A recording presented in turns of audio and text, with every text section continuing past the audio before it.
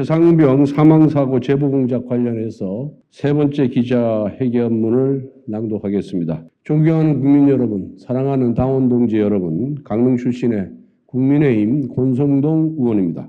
저는 지난 두 번의 기자회견을 통해 민주당 관계자와 JTBC가 유착된 제보공작을 규탄한 바가 있습니다.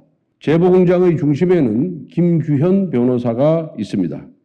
제가 여러 차례 지적했듯이 김규현 변호사는 민주당 김광진 전 의원의 보좌관 출신으로 박정훈 전 해병대 수사단장의 변호인이었으며 지난 총선 당시 민주당 서대문구 경선에 참여한 인물입니다. 소위 해병대 단톡방에 참여한 인사들끼리 나누었던 허세나 혹은 술자리, 방담 수준의 대화를 대통령실의 구명로비라는 거대한 음모로 확대시킨 장본인이 바로 김규현 변호사입니다. 김규현 변호사는 박종훈 대령의 변호인입니다. 동시에 지난 6월 25일 JTBC에 단톡방 내용을 왜곡하여 전달한 제보자이기도 합니다. 그리고 다음 날인 6월 26일 김어준의 뉴스공장에 출연하여 최혜병 특검법과 김건희 특검법은 만나게 돼 있다고 평론가 노릇을 했습니다.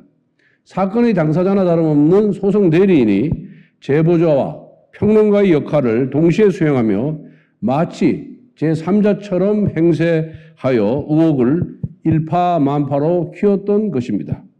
저는 오늘 이 자리에서 김규현 변호사가 감추고 싶어 했던 통화녹음 녹취록을 공개하겠습니다. 2024년 3월 4일 김규현 변호사는 도이치모터스 주가 조작 공범이자 해병대 단톡방 멤버인 이종호 씨와 공천 문제를 상의합니다. 이종호 씨가 이번에 왜 공천 안 주디? 너는 하고? 라고 묻자 김규현 변호사는 공천이요? 그게 뭐 그렇게 쉽습니까? 라고 답합니다. 이에 이종호가 너 이번에 국회의원 한다며? 라고 묻자 김규현 변호사가 시도를 이리저리 알아봤는데 이번엔 좀 쉽지 않지 않을까 싶네요. 라고 답합니다. 이어서 이종호 씨가 네가 파란색으로 가려고 그러니까 그렇지 빨간색으로 갔으면 내가 좀 나섰을 텐데 라고 허세를 부립니다. 그러자 김규현 변호사는 원래 파란 출신인데 빨간에서 받아주겠습니까? 라고 답을 합니다. 여기에서 파란색은 더불어민주당, 빨간색은 국민의힘을 뜻하는 것은 다 알고 계실 겁니다. 이어서 이종호 씨가 왜 안 받아주냐라고 묻자 김규현 변호사는 그리고 제가 원래 그쪽인데 여기를 버리고 어떻게 가요라고 답합니다. 이 통화가 이루어진 2024년 3월 4일은 김규현 변호사가 민주당 공천 신청을 했던 서대문구 앞 경선 결과가 발표나기 전으로 경선 진행 중이었습니다. 대화 내용에서 김규현 변호사의 강한 민주당 지지 성향과 국회의원 출마 의지를 확인할 수 있습니다. 보다 중요한 것은 김규현 변호사가 자신의 녹음 파일을 언론에 전달하면서 유독 공천 관련 부분은 인용하지 말아달라고 당부까지 했다는 것입니다. 김규현 변호사가 왜 언론에 이와 같은 당부를 했겠습니까? 자신의 정치적 욕망이 밖으로 알려지는 것이 두려웠기 때문입니다. 그리고 저는 또 다른 녹취록 역시 확보했습니다. 언론에 사업가 A씨로 알려진 분과 김규현 변호사가 지난 7월 3일 통화한 내용입니다. 사업가 A씨는 해병대 단톡방 멤버 5명 중 한 분입니다. 7월 3일은 제가 기자회견을 통해 김규현 변호사의 실체를 폭로한 날입니다. 두 사람의 대화를 보면 우선 김규현 변호사는 권성동이 역공식으로 이걸 공작해버렸다며 저를 공격했습니다. 이에 사업가 A씨는 김종대 전 정의당 의원을 거론하며 모르고 막 그렇게 얘기하지 말라고 그래. 그냥 개싸임일 것 같아서 반박도 안 하는 거야. 라며 김규현 변호사에게 불편한 심경을 토로합니다. 아울러 사업가 A씨는 그 정도 급이 아닌 거야. 거기 있던 사람들이 다. 라며 단톡방 멤버들이 구명로비를 할 수 있는 위치가 아니라는 것을 암시하고 있습니다. 이상 사업가 A씨 입장을 정리하면 자신들이 정치적 쟁점이 되는 것을 부담스러워했고 특히 좌파 언론에 대한 불신이 있었으며 마지막으로 구명로비 가능성을 부인한 것입니다. 이제 제가 김규현 변호사에게 묻겠습니다.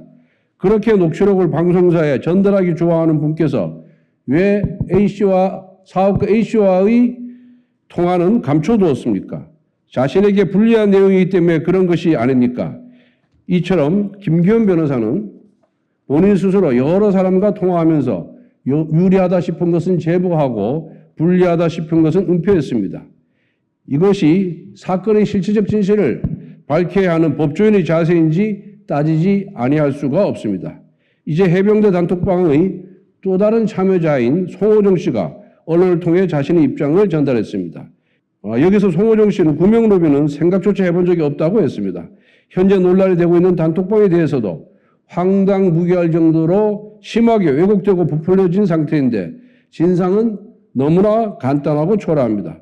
해병대 선후배 간 나는 며칠간의 대화방이었고 후배와의 사적인 몇 번의 통화라고 말했습니다.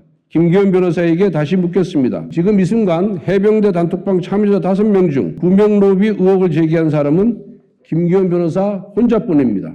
한 달 가까이 대한민국을 들썩하게 했던 해병대 단톡방에서 시작된 구명로비 의혹은 아무 실체가 없는 것입니다. 오히려 여기에는 최상병 사건을 정쟁화해보려는 김기현 변호사와 김 변호사와 함께 제보 공작의 공범이 되었던 JTBC와 이 제보 공작을 탄핵의 불쏘시개로 만들어보려는 더불어민주당이 있었을 뿐입니다.